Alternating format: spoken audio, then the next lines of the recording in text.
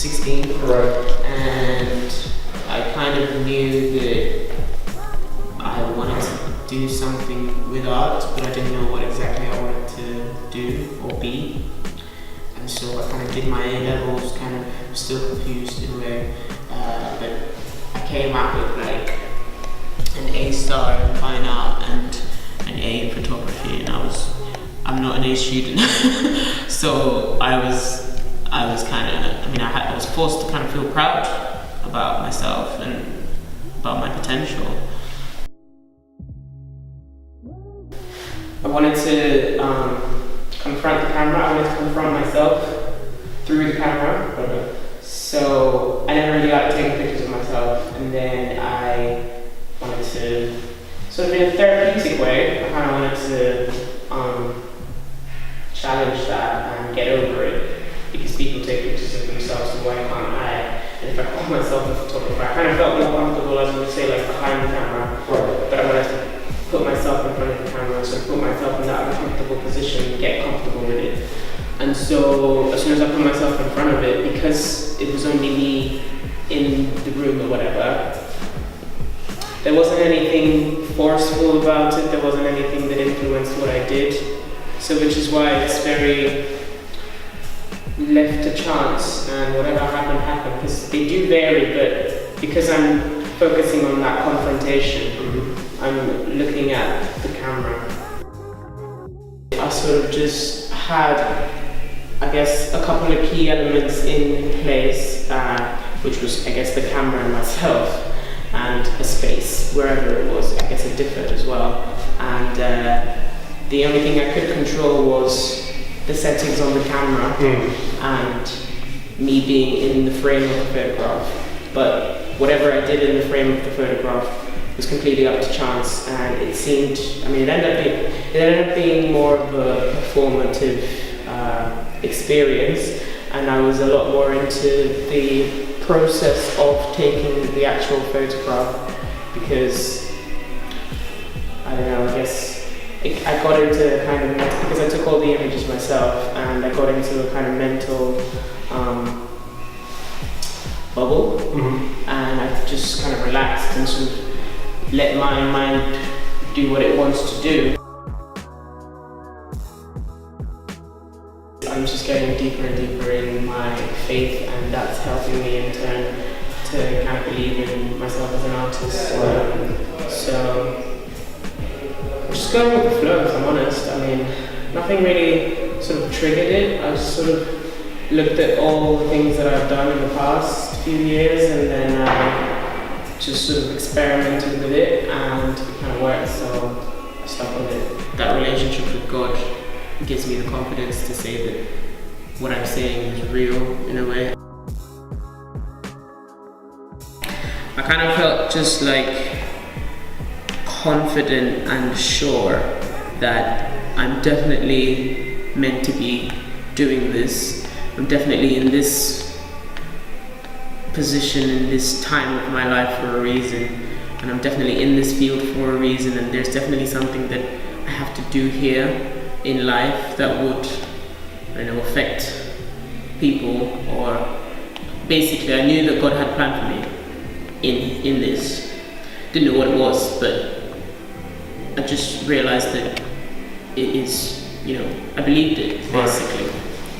And then, but as soon as it happened, I was in like this state of euphoria, and I was just so happy that like I'd been saved or whatever, and I didn't put pressure on myself to know what I needed to do now, this very minute or whatever, but I was just happy to not feel the way I felt, in the years previous to that, because I guess I think I was depressed also, and I was just so relieved to be not depressed and to feel like, loved.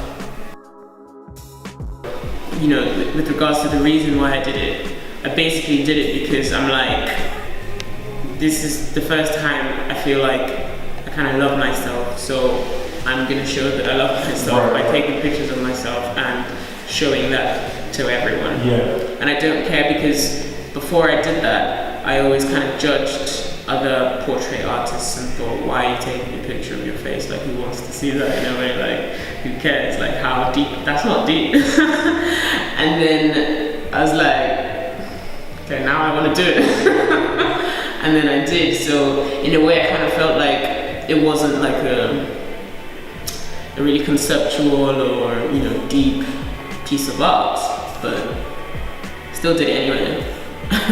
Because I felt kind of good about it, and I felt like if I tried to do anything super conceptual, it was very fake and it was very forced, and I knew I wouldn't do it and feel good about it. So I just started doing things that made me feel good, really.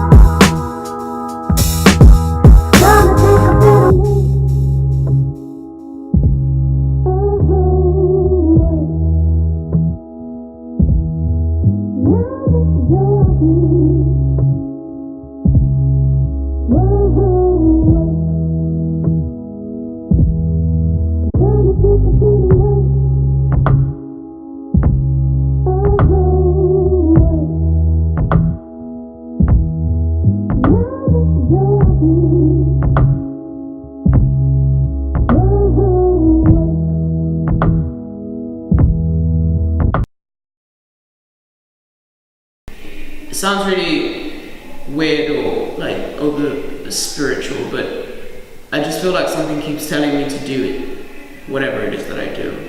And if I don't do it, I feel like I'm disobeying the spirit of God or something, and like I'm not allowing God to be expressed through me. I've come from somewhere, and once I realized that I realized that everything that is in my mind is not from me, but from God. And it's then down to kind of my maturity as a Christian and just an artist. It's down to me to develop like the discernment to know what's God.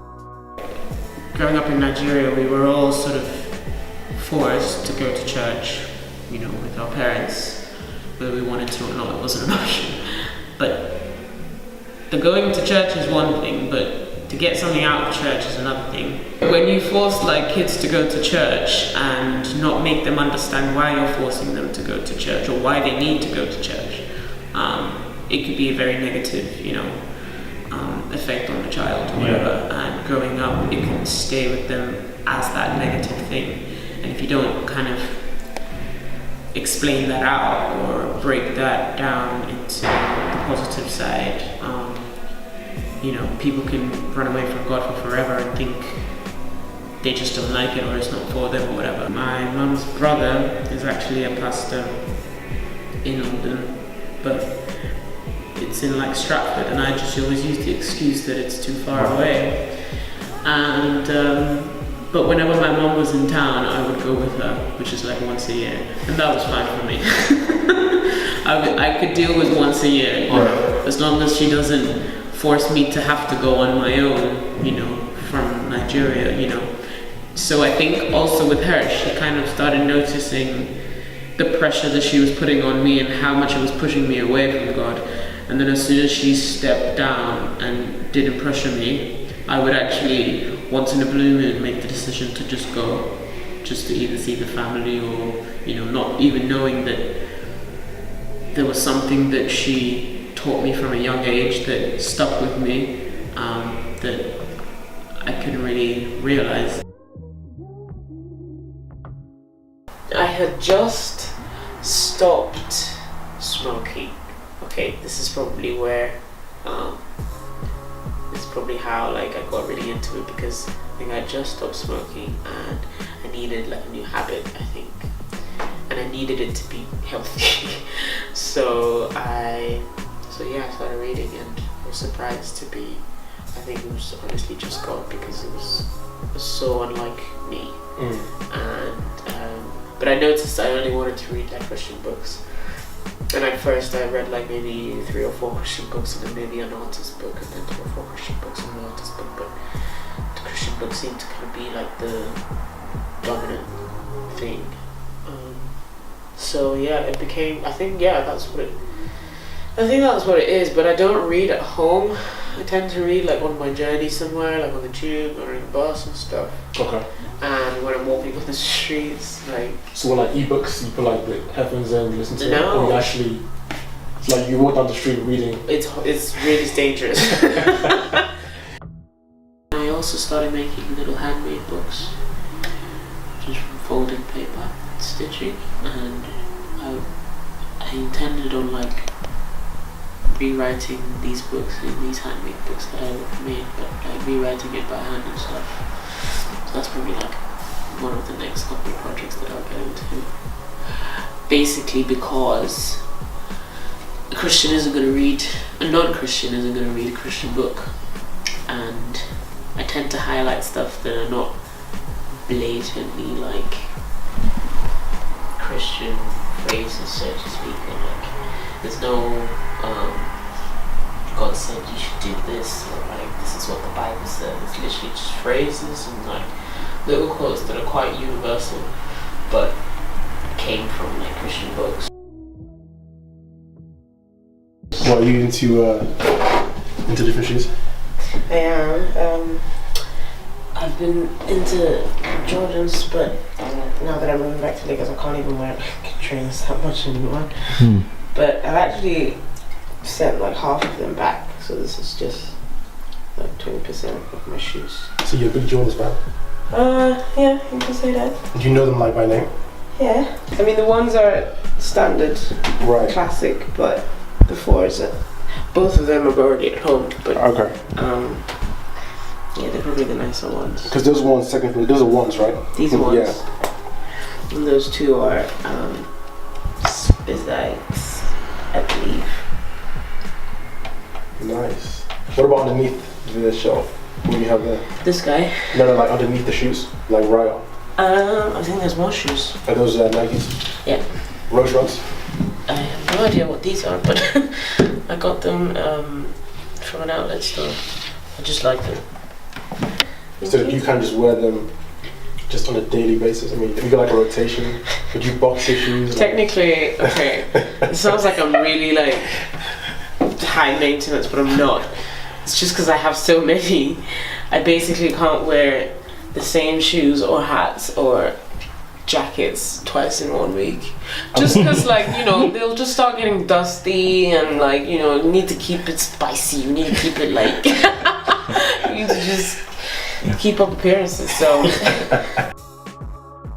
when it comes to process, you need a lot of patience and you need to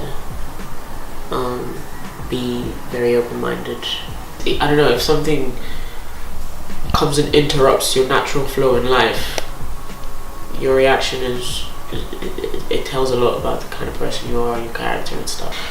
A lot of times, like, especially, it's probably our generation because of social media and technology, everything is very quick, and a lot of people want to think quick and a lot of people want to go through life quickly, and it's all just a teaching of patience, I think. Because a lot of stuff in the Bible is to do with patience as well. Like, I think that's why there were a lot of like parables about farming and like plants and stuff and growing things, because you can't rush it.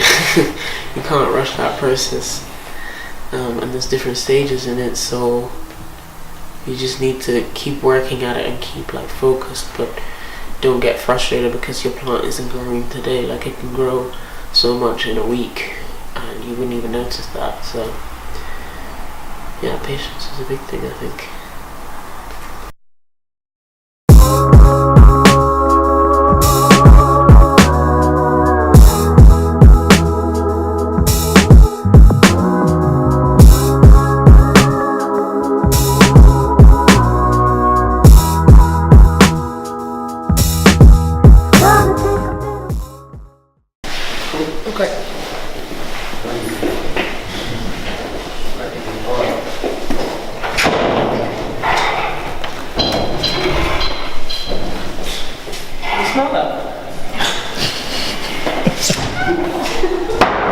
That loud. That's that Yeah, great age. Real loud. Yeah, that's art.